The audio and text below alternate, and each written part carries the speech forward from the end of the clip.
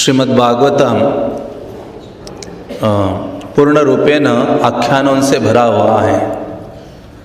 तो कई प्रकार के आख्यान श्रीमद् भागवतम में वर्णित हैं, जिनमें से हमारे लिए ये जो पुरंजन आख्यान है ये बहुत ही महत्वपूर्ण और शिक्षाप्रद है, क्योंकि अधिकतर जो जीव हैं सकाम कर्मी हैं और उनके हृदय में भोग की बहुत ही गहरी लालसा है।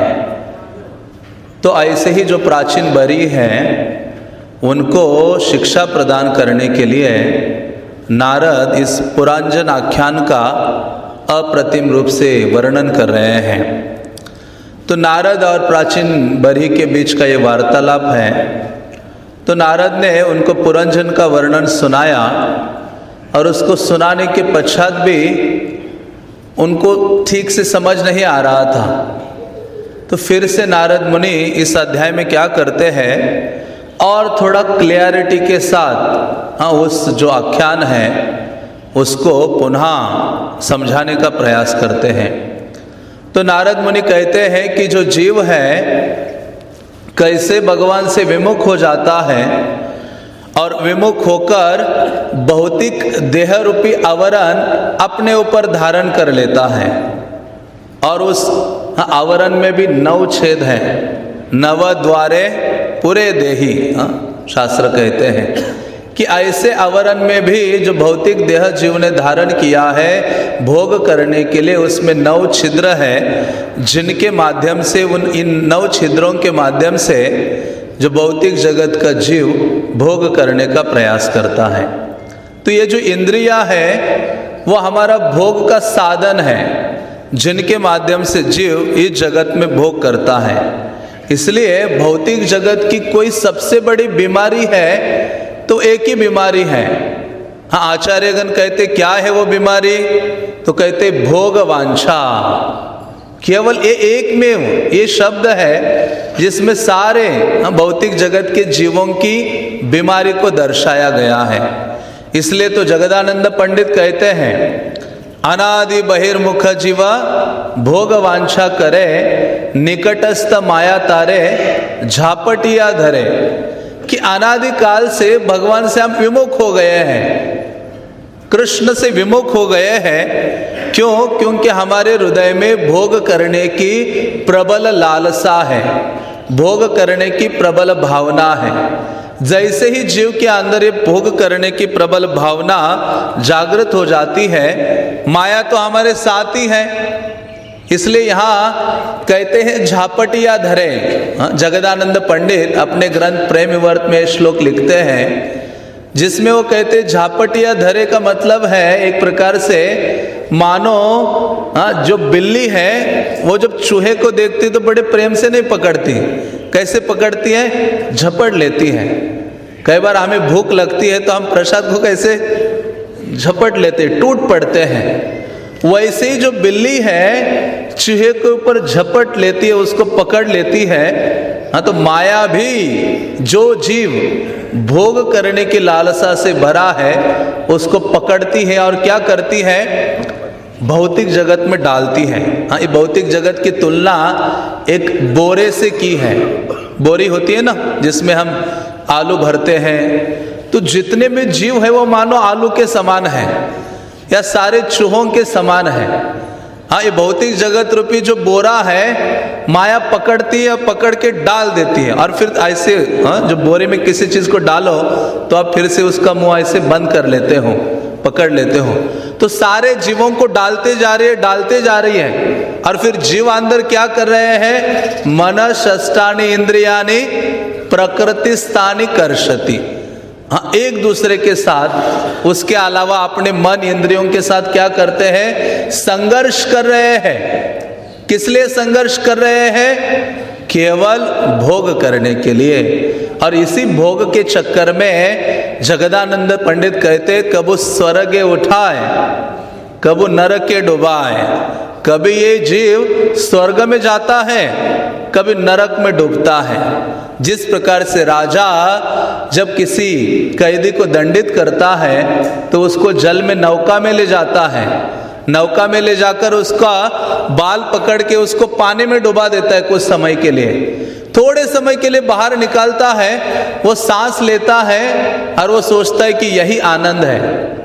प्रभुपाद कहते थे मानो कोई व्यक्ति है और उसके ऊपर लगातार 23 घंटे जूते मारते रहो, ठक ठक ठक ठक, और 1 घंटे के लिए उसको छुट्टी दे दो, वो कहेगा यही जीवन का परमोच्च आनंद है।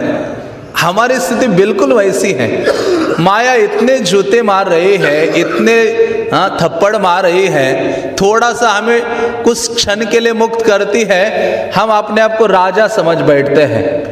तो ऐसी जो स्थिति है, ये माया क्या करती है, झापटिया धरे, झपट लेती है हमें और इस संसार में भेज देती है। तो इसलिए जो इंद्रियां है इसको काल सर्प पटली कहा जाता है, क्योंकि इंद्रियों का स्वभाव क्या है, वो कभी वश में नहीं रहना चाहती। जैसे सांप है वो किसी के वश में नहीं रहना चाहता, उसी प्रकार से ये जो प्रबल इंद्रियां है वो किसी की गुलामी नहीं चाहती। तो इसलिए शास्त्र कहते हैं जो व्यक्ति इनको भोग करने का सोचता है, भोगना चाहता है, वो वास्तव में विष का पान कर रहा है। इसलिए नरोत्तम दास ठाकुर कहते हैं संसार विषानले दीवानिशी हिया जुले, जुड़ाइते ना कैनु उपाय। दूसरा श्लोक ये भी वो कहते हैं सॉन्ग में, विषय विषानले। ये जो विष और विषय दोनों एक जैसे हैं। विष क्या करता है, बल्कि विषय ज्यादा खतरनाक है।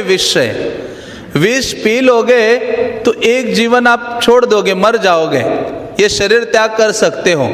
लेकिन विषयों को भोगते रहने से क्या होगा, पुनरपि जननम पुनरपि मरणम पुनरपि जननी जठरे शयनम। बारंबार हमें जन्म लेना होगा, बारंबार माता के गर्भ में जाना होगा। तो इसलिए विषयों को पीना या विषयों को भोगना वो अत्यंत खतरनाक है। तो इस श्लोक में, आज के श्लोक में नारद मुनि उनको कह रहे हैं कि ये जो जीव है वो ये जो 2 नेत्र है जिसके द्वारा क्या करता है, रूप का भोग करने का प्रयास करता है। और मानो क्योंकि ये जो 2 नेत्र जीव इस संसार में बाहर कैसे आता है भोग करने के लिए, इसके पहले श्लोकों में नारद मुनि प्राचीन बरही को कहते हैं कि मन के साथ ये जीव निकलता है और ये 9 गेट से बाहर आता है भोग करने के लिए, और भोग करके फिर से स्थिर होना चाहता है। तो मानो ये जो 9 छेद है ये माध्यम है उस जीव के, जिसके द्वारा वो अधिक से अधिक भोग करना चाहता है। तो इस श्लोक में आज नेत्रों का वर्णन किया है, और नेत्रों का विषय क्या है, रूप है, सौंदर्य है, क्योंकि सौंदर्य को भोग करना चाहते हैं। श्रील प्रभुपाद कहा करते थे कि भौतिक जगत में क्या सौंदर्य है। भौतिक जगत के सौंदर्य को नापा जाए तो कितना लंबा है ये भौतिक सौंदर्य, 3 mm। क्योंकि हर व्यक्ति किसी न किसी के शरीर के प्रति आकर्षित है। स्त्री को सौंदर्य दिखाई देता है किसी युवक के शरीर में, और बेचारे युवक को सौंदर्य दिखाई देता है किसी युवती के शरीर में। लेकिन उसका सौंदर्य छुपा है केवल 3 mm का जो स्किन है उसके अंदर। उसको हटा दे तो कोई उसके पास जाने को तैयार नहीं होगा। अब मानो मेरा स्किन निकाल दे और मुझे यहाँ क्लास देने के लिए बिठाया जाए, कौन रहेगा यहाँ भागवतम क्लास में? कोई नहीं रहेगा। तो ये जो भौतिक सौंदर्य है वो सीमित है और वास्तव में आनंददायी नहीं है। इसलिए प्रभुपाद हमेशा वो फेमस कथा सुनाया करते थे। कौन सी कथा? लिक्विड ब्यूटी के।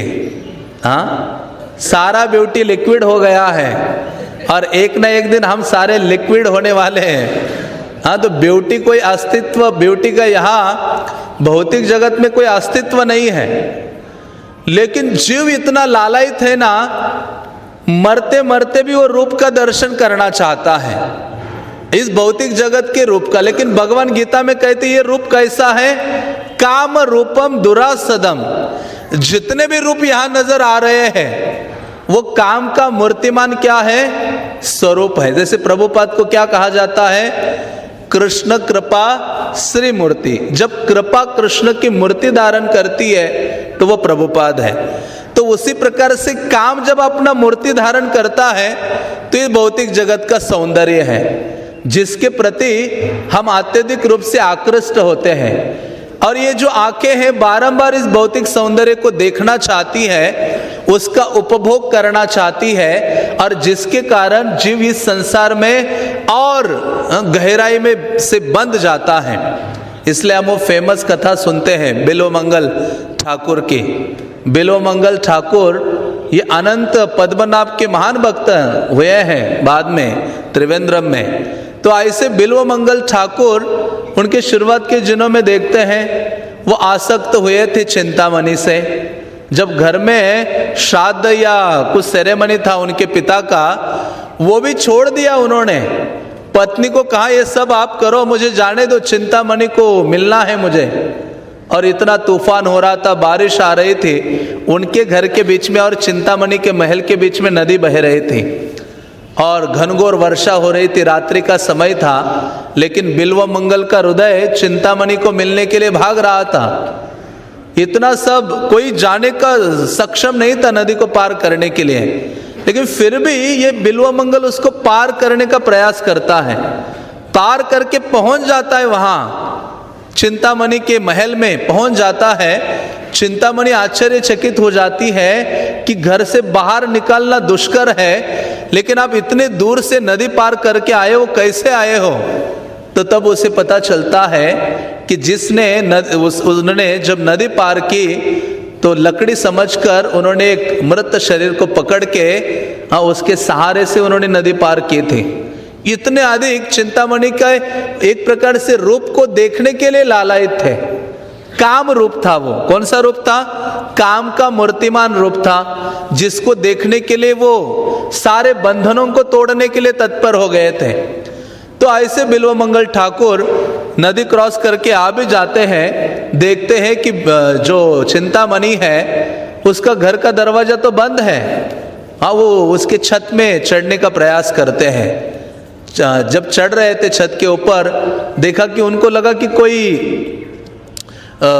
रस्सी है, लेकिन सांप को पकड़ के चढ़े हैं। सोचो कितना अधिक निमग्नता थी उसके सौंदर्य को देखने के लिए, उससे मिलने के लिए चिंतामणि को।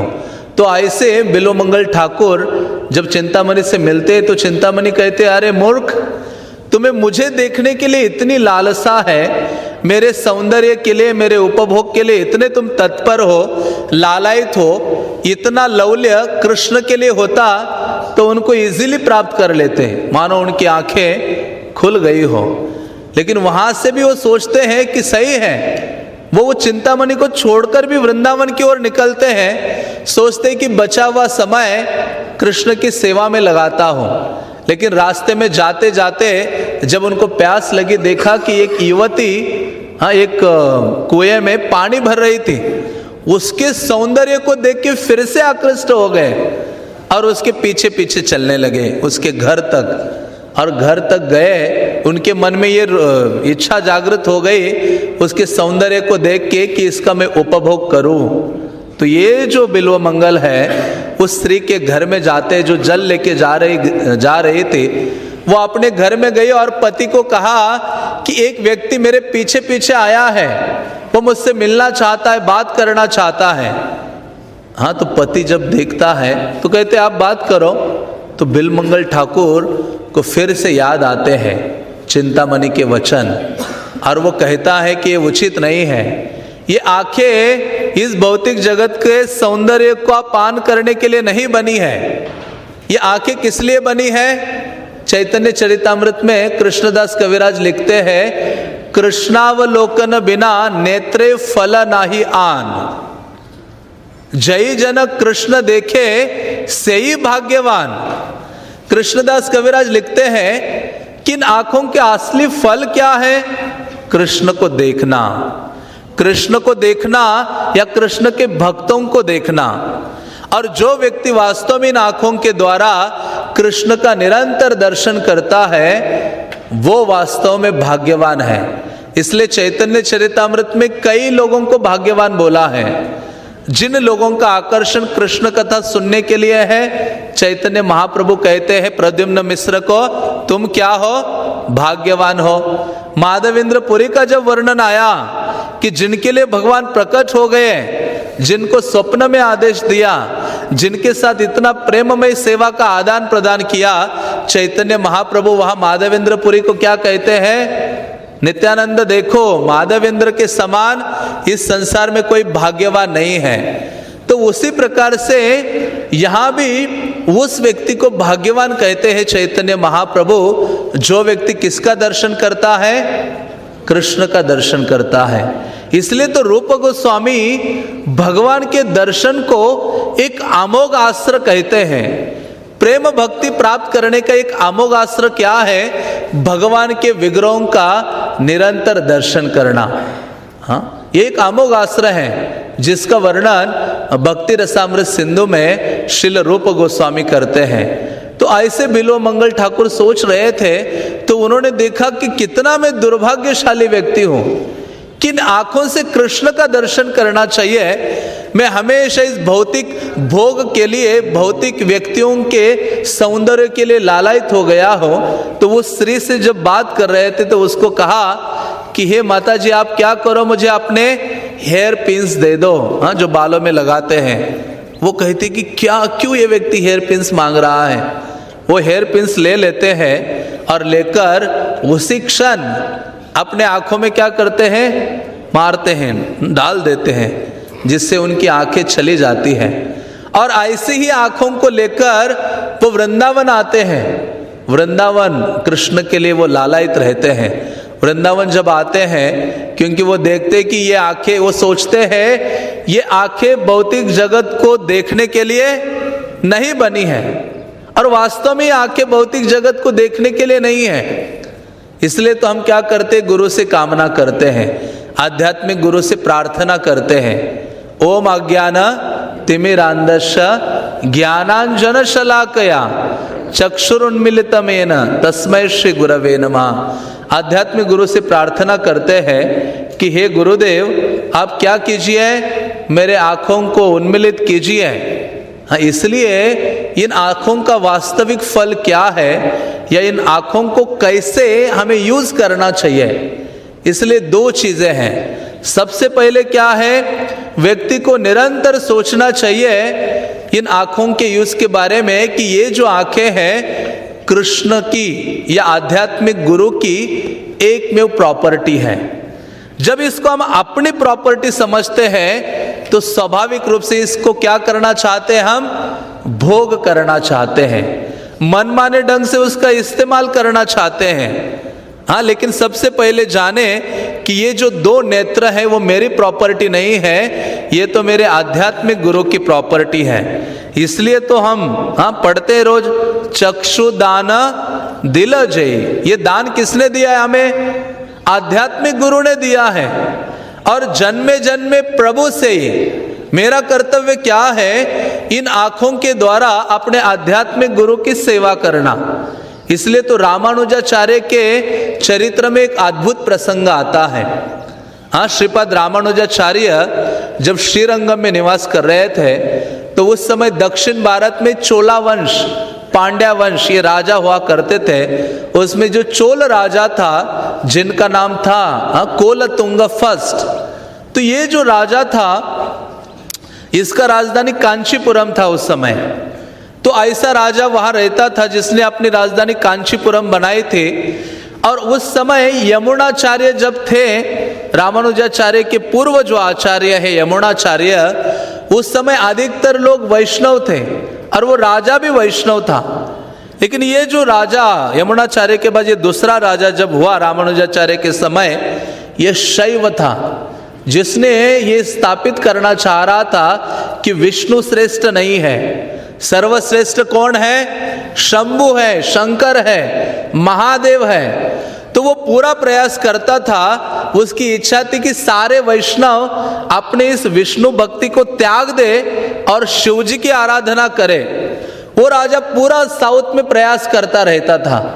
तो उसने सोचा ये कैसे संभव हो सकता है। तो किसी ने कहा कि ये रामानुजाचार्य को आप कन्विंस करोगे ना, वो अकेला शिव जी का भक्त बनेगा तो जितने फॉलोअर्स हैं पूरा साउथ शिव जी का भक्त बन सकता है और शिव जी को परम आराधनीय के रूप में स्वीकार कर सकता है। तो ऐसे राजा कुलतुंग ने अपने मैसेंजर को भेजा श्रीरंगम में और कहा कि रामानुजाचार्य को लेके आओ और उनके साथ उनके जो गुरु है महापूर्ण को भी लेके आओ। तो इनके मैसेंजर्स जाते हैं रामानुजाचार्य श्रीरंग में उनके आश्रम में। तो रामानुजाचार्य सोचते अच्छा राजा ने बुलाया है तो जाना होगा। तो रामानुजाचार्य अपने आश्रम में प्रवेश करते हैं, जो भी बैग पैक करने के लिए या सामान लेने के लिए तैयारी करने के लिए। तो उस समय उनके एक शिष्य थे कुरेश कहते कि गुरुदेव ये जो राजा है ये वास्तव में बहुत ही भयावह राजा है, आपका जाना वहां उचित नहीं है। आप जाओगे तो केवल मृत्यु को आमंत्रित करोगे, वो राजा आपको मारना चाहता है, इसलिए आप मत जाइए, आपकी जगह पर इस आपके दास को भेजने की कृपा कीजिए। हाँ, तो रामानुजाचार्य थोड़ी देर सोचते हैं। कुरेश कहता है कि आप मेरे वस्त्र धारण करो, क्योंकि कुरेश गृहस्थ डिवोटी थे, सफेद कपड़े वो धारण करते थे। तो रामानुजाचार्य को कहा कि आप ये वस्त्र धारण कर लो सफेद, और मुझे आपके सैफरॉन कपड़े दे दो और डंडा भी दे दो।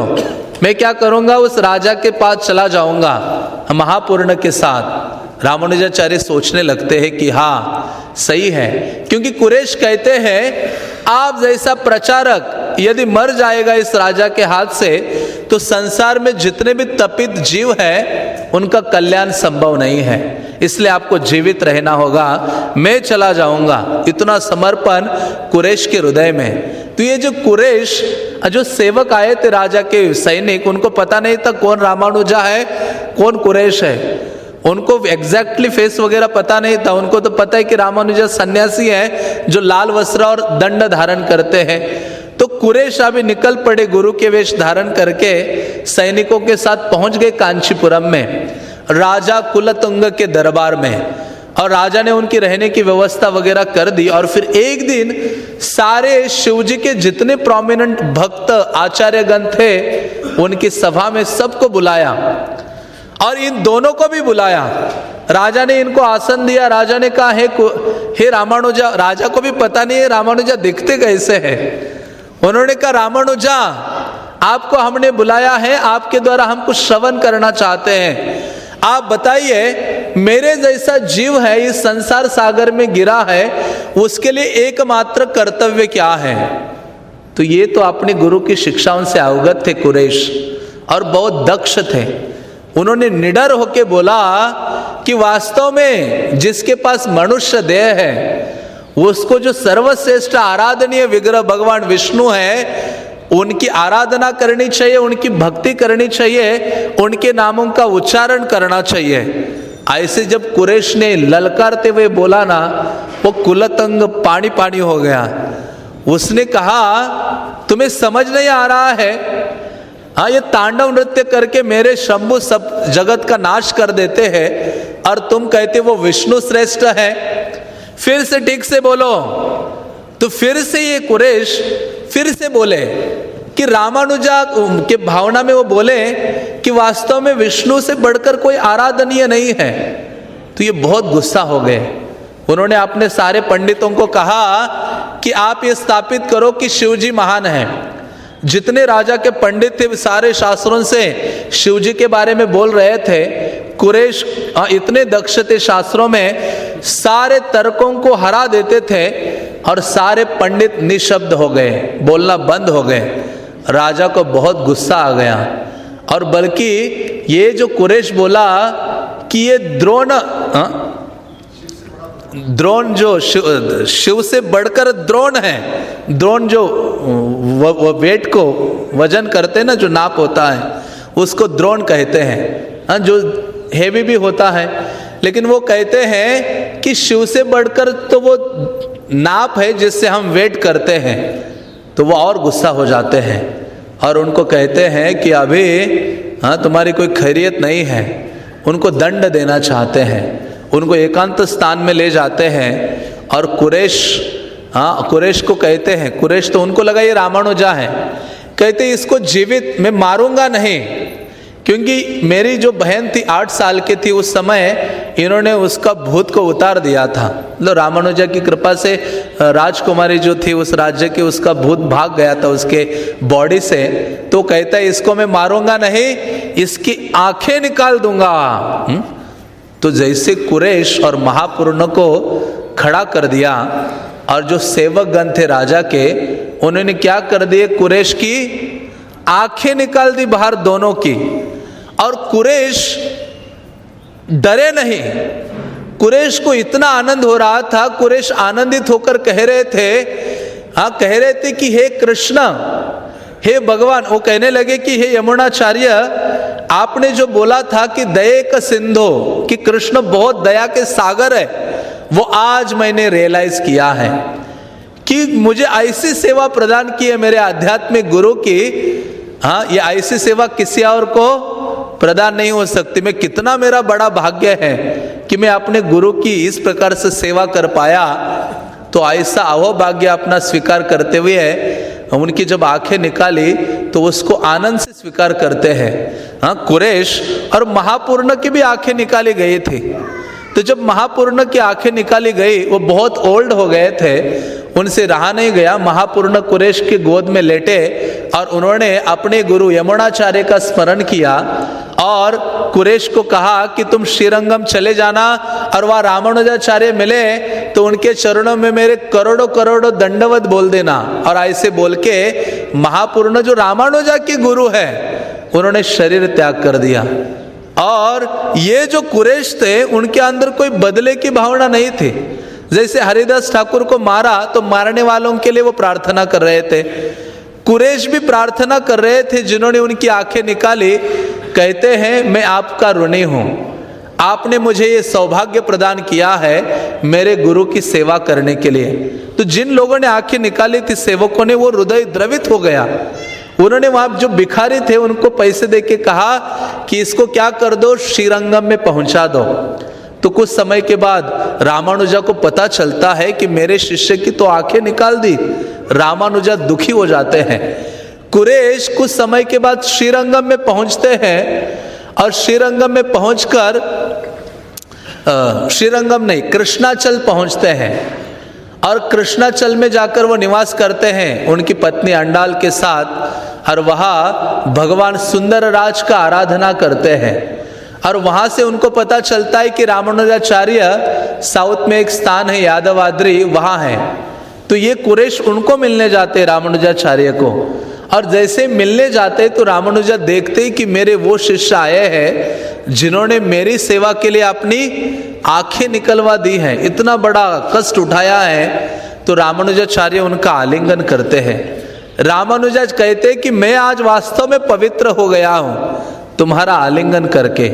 और उनको कहते हैं कि तुम क्या करो, कांचीपुरम में चले जाना जहाँ भगवान वरदराज हैं, और उनके पास जाओ और वो क्या करेंगे, तुम्हारी आंखें वापस प्रदान कर सकते हैं। ऐसे वो दयालु भगवान हैं। तो ऐसे कुरैश कांचीपुरम नामक स्थान में जाते हैं जहाँ जाकर भगवान वरदराज की सेवा करते हैं। इतनी सेवा करते हैं कि भगवान वरदराज, उनका नाम ही वरदराज है, सारे वरों को देने के लिए तत्पर है। आज भी आप कांचीपुरम में जाते हो जहाँ वरदराज के विग्रह हैं, तो उन्होंने ऐसे हाथ किया हुआ है और उनके हाथ में एक शब्द लिखा हुआ है, माँ शुच। क्या लिखा हुआ है? माँ शुच, डरो मत। तो भगवान कहते मैं हूँ। गीता का वो जो श्लोक का आखिरी शब्द है वो उसके ऊपर दर्शाया है। तो ऐसे भगवान वरदराज ने देखा कि गुरु के लिए इतना कष्ट उठाया है और इसके अलावा मेरी निरंतर पूरे दिन स्तुति करता है, सेवा करता है। तो वरदराज कहते कि बताओ क्या चाहते हो तुम। प्रकट हो गए वरदराज।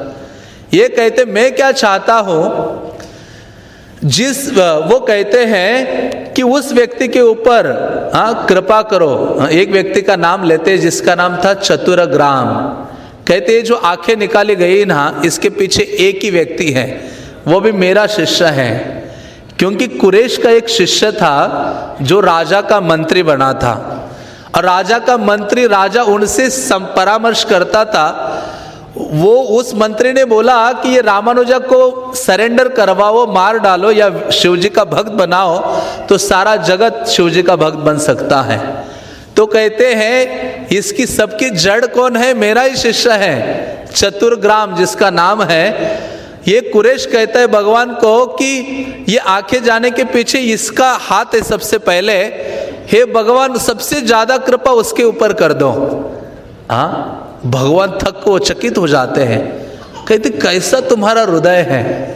इतना बोल के वापस आ जाते कुरेश। फिर कुछ दिनों के बाद फिर से सेवा करते करते भगवान प्रकट होते, कहते कि मांगो, फिर से कुछ मांगो। कुरेश कहता है ये जो राजा कुलतुंग है जिसने आदेश दिया था, इस संसार में किसी के ऊपर सबसे ज्यादा कृपा होनी चाहिए तो उस राजा के ऊपर होनी चाहिए, और राजा इस भौतिक जगत से हमेशा के लिए वापस चला जाना चाहिए। हाँ, आध्यात्मिक जगत में ऐसी चीज मांगी थी कुरेश ने। हाँ, तो वो राजा के ऊपर भी भगवान कृपा करते हैं, लेकिन अपने लिए कुछ नहीं मांगा अभी तक कुरेश ने। जब ये न्यूज रामानुजाचार्य के पास पहुंची कि मेरा ये शिष्य इन लोगों पे ऊपर कृपा करके इतना आनंद महसूस कर रहा है, रामानुजाचार्य ने एक लेटर लिखा।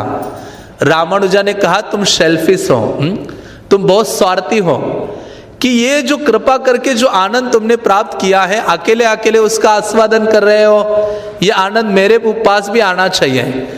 इसलिए रामानुजाचार्य ने कहा कि तुम बहुत स्वार्थी हो और तुम अपने आप को क्या समझते हो, क्योंकि ये जो तुम्हारी दो आंखें हैं वो मेरा प्रॉपर्टी है, मेरे रत्न है।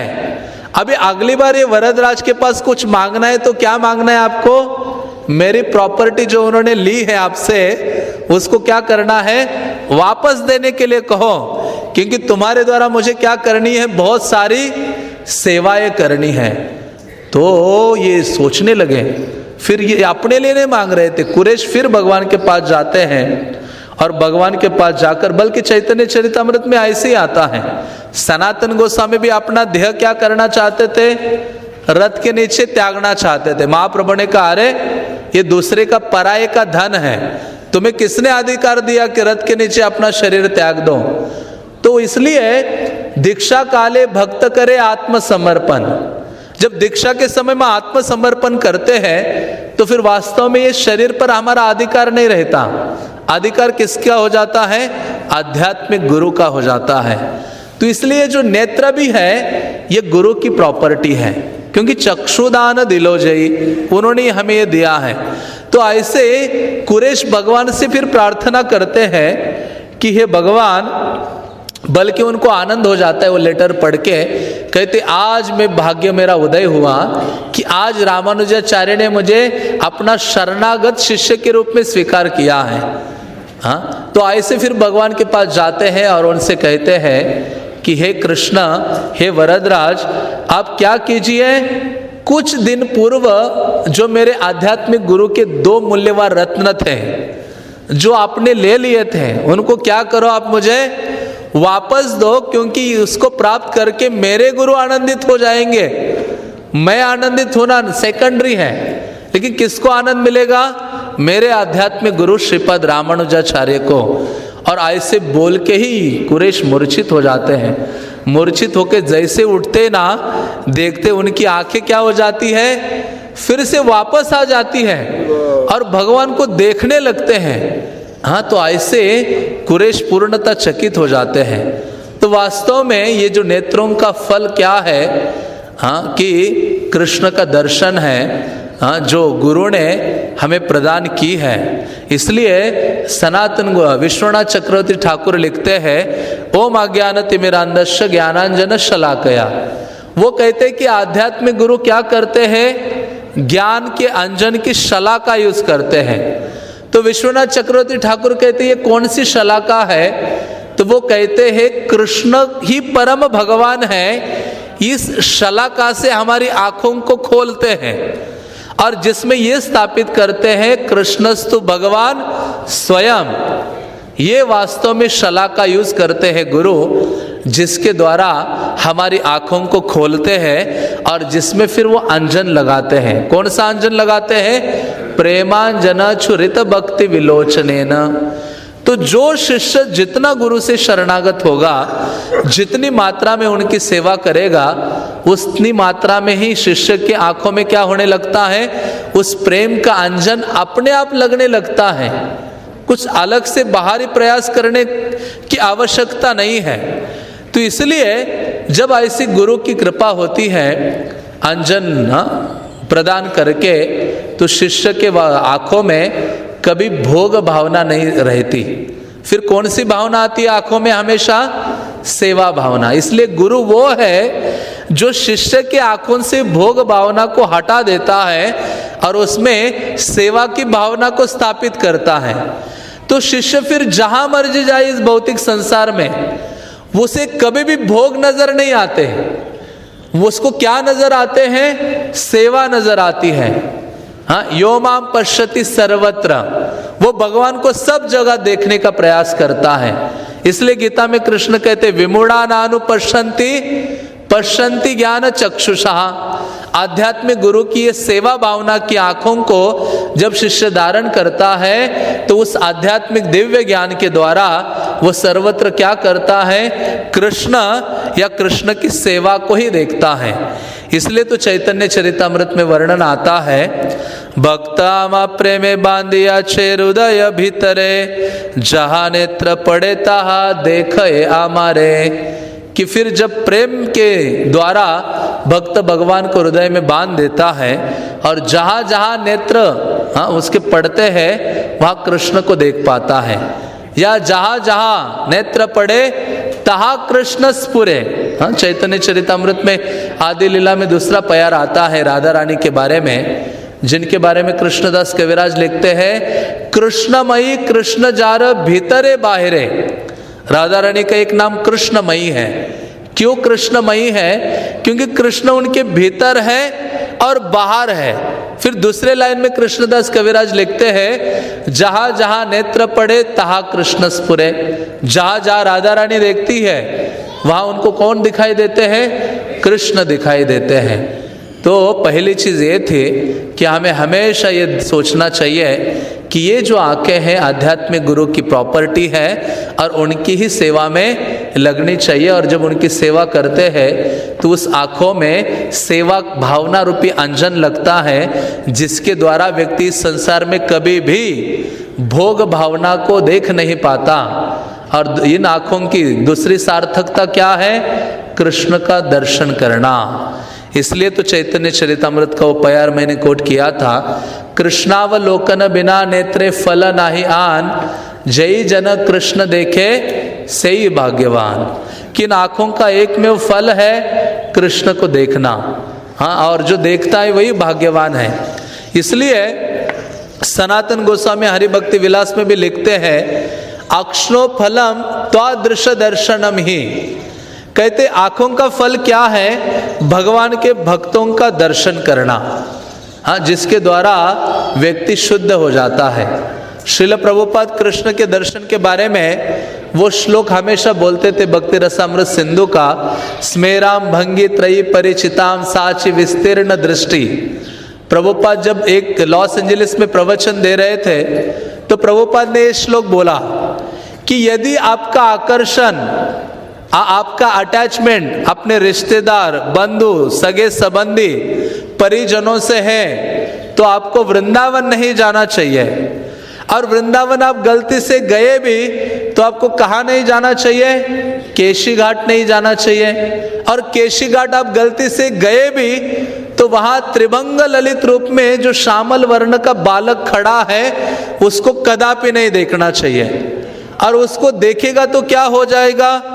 रूप गोस्वामी कहते हैं, सखे बंधु संज्ञास्ति रंग। मतलब जितने भी आपके अपने सखे संबंधी हैं उनके प्रति आपका आसक्ति नष्ट हो जाएगा और सारा आसक्ति कृष्ण में हो जाएगा। तो प्रभुपाद ने कहा ये श्लोक बहुत महत्वपूर्ण है। प्रभुपाद ने कहा ये श्लोक नोटिस बोर्ड में लगाना चाहिए। तो प्रभुपाद प्रवचन दे रहे थे तो कहा किसका हैंड राइटिंग सबसे अच्छा है? यमुना देवीदासी कहते मेरा हैंड राइटिंग अच्छा है।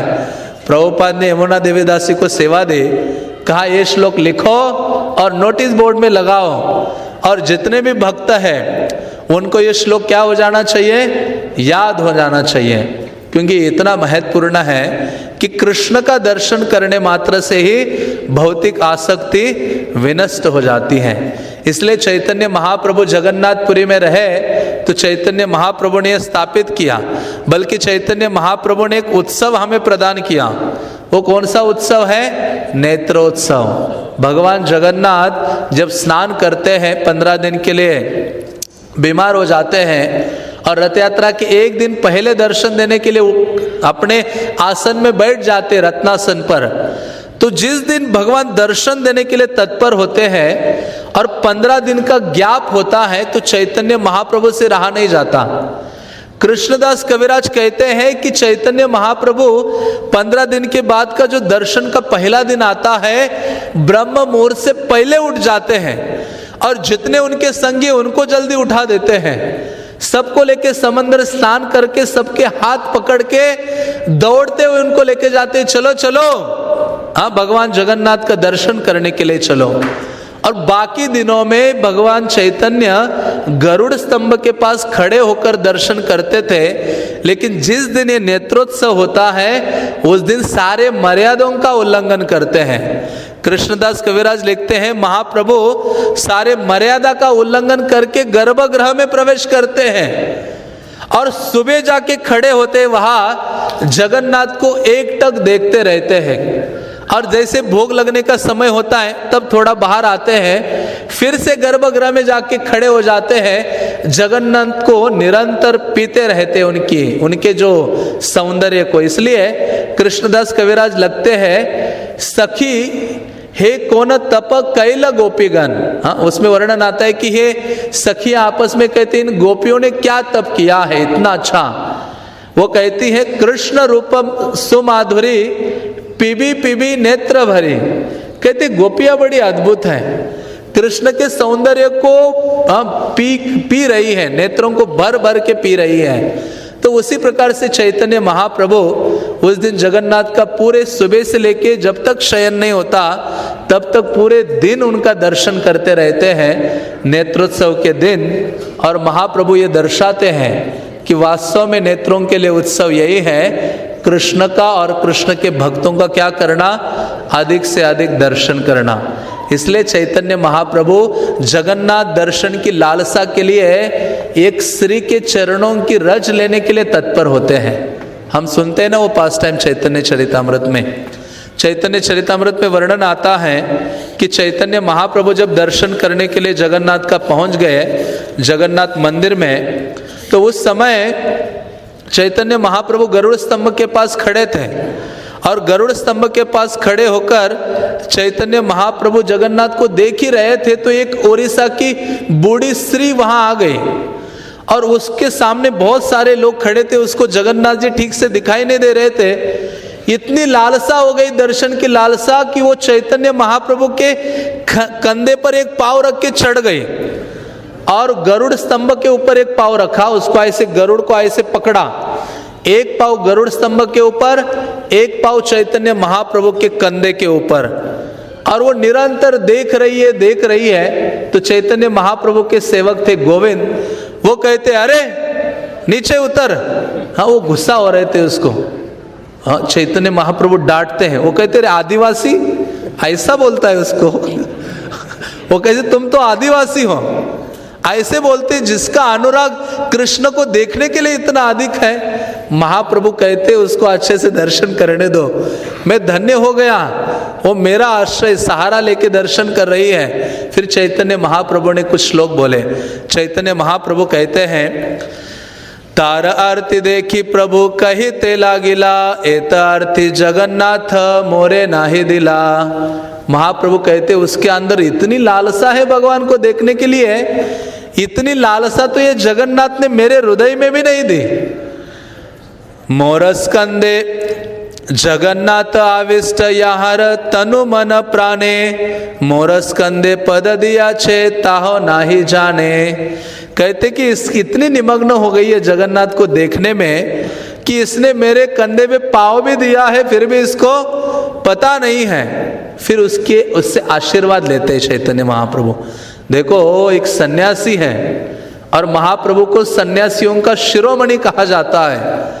वो भगवान को देखने के लिए उसके चरणों की कामना करते हैं। वो कहते हैं, अहो भाग्यवती यही वंदी यहार पाय, यहार प्रसादे आय छे आरती अमार वाहाय। कहते ये कितनी भाग्यवती स्त्री है, हाँ, जिसके चरणों की मैं वंदना करता हूँ। ये यहार प्रसादे, ये स्त्री मेरे ऊपर कृपा करेगी तभी मेरे हृदय में क्या हो जाएगा, थोड़ा सा भगवान जगन्नाथ को देखने की ये जो लालसा है वो प्रकट हो जाएगी। तो चैतन्य महाप्रभु ये सिखाते हैं कि ऐसी उत्सुकता, ऐसी दर्शन लालसा हमारे हृदय में होनी चाहिए भगवान को देखने के लिए। यदि ऐसी लालसा नहीं है तो शुकदेव गोस्वामी कहते हैं, ये जो आंखें हैं ये तो आंखें वैसी हैं जैसे मोर पंख में भी आंख होती हैं, लेकिन उसको दिखाई नहीं देता, यूजलेस आंखें हैं।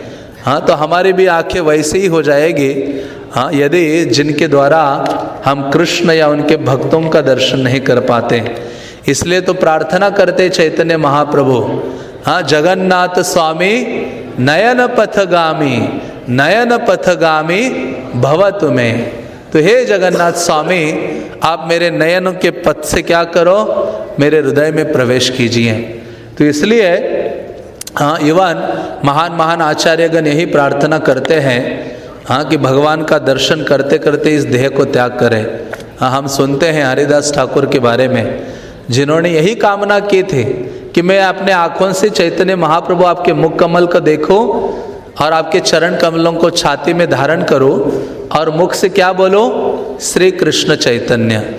हाँ, तो ये तभी संभव है जब हम क्या करें, इन आँखों को समझे कि ये मेरे आध्यात्मिक गुरु की प्रॉपर्टी है और उनकी ही सेवा में इसको नियुक्त करने का प्रयास करें।